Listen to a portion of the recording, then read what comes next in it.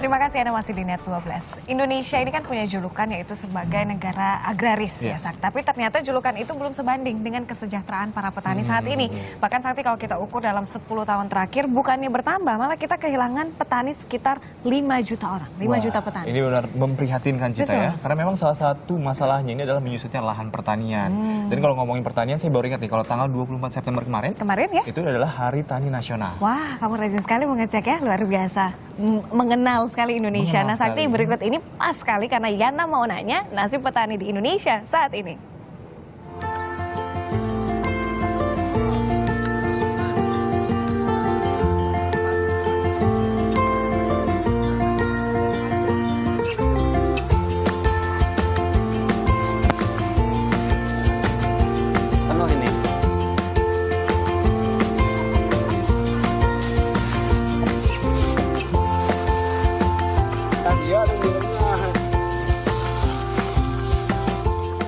Indonesia memang dikenal sebagai negara agraris di dunia, tapi usut punya usut. Banyak hasil pertanian seperti beras, gandum, bahkan kedelai masih harus diimpor dari luar negeri.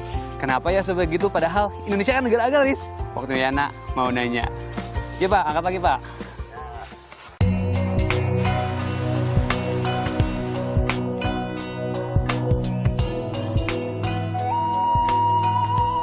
Sawah terbentang luas, tanahnya subur. Nah, gak heran nih, dari dulu sebagian besar penduduk Indonesia memilih bekerja sebagai petani. Malahan bisa mandiri, gak cuma hasil panen jadi rupiah, tapi bisa dinikmatin sendiri. Hehe. Kalau kata grup musik Kus Plus nih, tongkat kayu dan batu bisa jadi tanaman.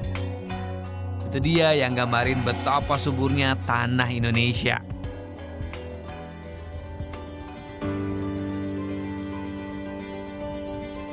Bahkan tiap tanggal 24 September nih diperingati jadi Hari Tani Nasional. Hari besar ini disahkan Undang-Undang Nomor 5 Tahun 1960 tentang Peraturan Dasar Pokok-pokok Agraria. Dalam undang-undang ini juga hukum agraria Indonesia diperbaiki setelah era penjajahan yang merugikan pribumi. Tapi di balik peringatan Hari Tani, apa kabar ya pertanian di Indonesia saat ini? Menurut saya sih hasil tani sekarang udah bagus. Cuman kenapa sih harus diimpor? Jadi kayaknya sayang banget buat Indonesia diimport-import segala. Pertanian di Indonesia sebenarnya sih bagus hasil taninya. Ya dipikirin lagi aja tuh gimana pemerintahnya buat orang-orang yang belum sejahtera di Indonesia gitu aja sih.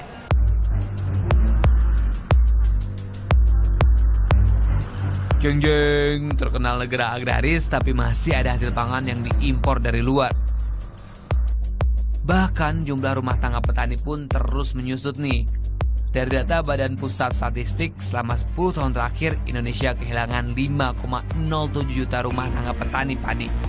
Salah satunya karena lahan tani yang semakin sempit. Belum lagi nih dari data BPS tahun 2013, pendapatan per rumah tangga pertanian per bulan Rp550.000. Tapi hanya Rp250.000 dari pendapatan per bulan per kapita yang berasal dari hasil tani. Padahal 63% penduduk Indonesia masih bekerja sebagai petani. Waduh, Yana tepuk jidat deh kalau gini. Karena Yana makin penasaran, sekarang Yana mau nanya.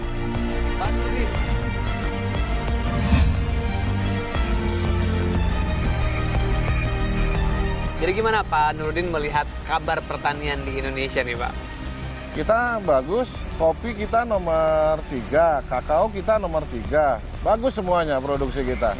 Cuman ya di tingkatan kesejahteraan itu kita masih kalah jauh di ASEAN aja dengan Thailand, Malaysia ya, sama apalagi Vietnam kita masih kalah. Kenapa? Ya karena memang perlindungan kepada petani dalam bentuk kebijakan fiskal diberi kemudahan semua. Kita tidak diberi kemudahan. Masih ada kesulitan ya Pak ya? Iya. Jadi sebenarnya peran serta pemerintah seperti apa yang dibutuhkan oleh para petani Indonesia nih Pak sebenarnya? Perlindungannya ya perlindungan harga dan non harga. Kalau perlindungan harga itu misalkan nih tanaman pangan harusnya harga gabah itu udah 4.000 sehingga keuntungan petani itu meningkat. Kalau yang non harga, ya pemerintah itu harus memberikan perbaikan infrastruktur, sarana dan prasarana. Peraturan udah ada, undang-undang juga udah ada. Kalau dirunut nih, ada beberapa undang-undang yang disahkan buat melindungi petani. Tapi tetap aja perlindungan bagi mereka ternyata masih dianggap kurang. Contohnya nih, Indonesia masih datengin kedelai dari luar negeri. Dari 2,2 juta ton kebutuhan kedelai dalam negeri, cuma 850 ribu ton aja atau 30% yang bisa dipenuhi dalam negeri. Kenapa ya bisa begitu? Yana mau nanya lagi.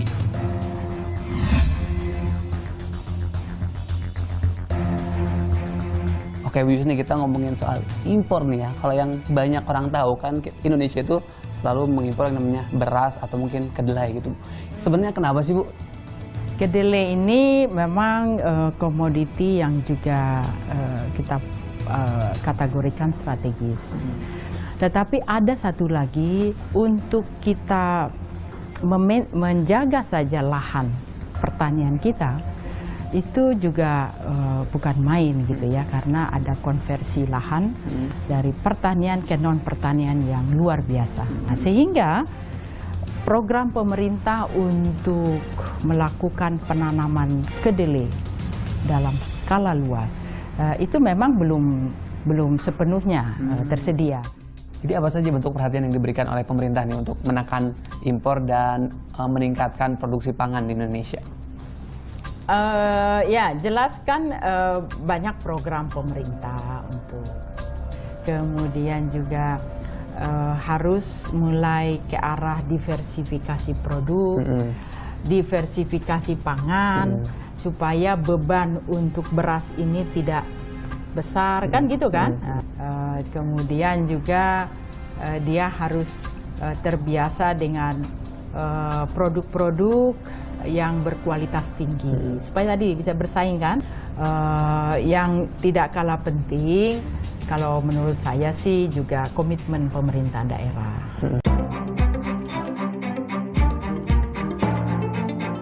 Harapannya program pemerintah tepat guna ya buat para pahlawan pangan Indonesia. Jadi swasembada yang dulu sempat dirasakan para petani bisa kembali lagi. Hehehe, amin. Gak cuma itu, biar bangsa Indonesia bisa jadi tuan rumah di negerinya sendiri. Mengolah hasil bumi yang baik bisa dinikmati sendiri sampai anak cucu kita nanti.